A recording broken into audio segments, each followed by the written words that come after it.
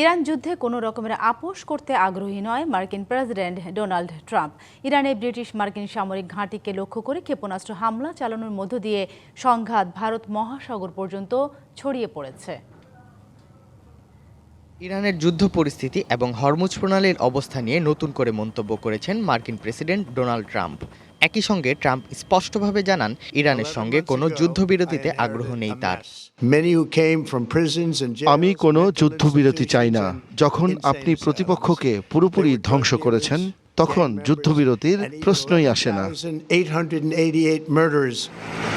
জ্বালানি সংকট মোকাবিলায় ৩০ দিনের জন্য ইরানের তেলের ওপর নিষেধাজ্ঞা শিথিলের ঘোষণা দেয় যুক্তরাষ্ট্র।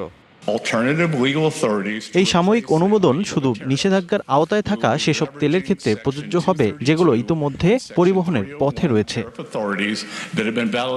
আরও এক দফা ইরানি ক্ষেপণাস্ত্র আসার সংকেত পাওয়া গেছে বলে জানায় ইসরায়েল। একই সঙ্গে লেবাননে ইসরায়েলি হামলায় বাড়ছে হতাহতের সংখ্যা। নগদ নিয়ে এলো হার না মানা হার অফার।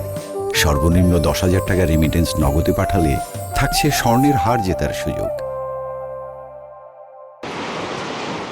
ভারত মহাসাগরের দূরবর্তী দ্বীপ দিয়াগো গার্সিয়ায় অবস্থিত যুক্তরাষ্ট্র ও যুক্তরাজ্যের যৌথ সামরিক ঘাঁটিকে লক্ষ্য করে দুটি ব্যালিস্টিক ক্ষেপণাস্ত্র হামলা চালিয়েছে ইরান। এর মধ্যে একটি প্রতিরোধ করে মার্কিন প্রতিরক্ষা ব্যবস্থা।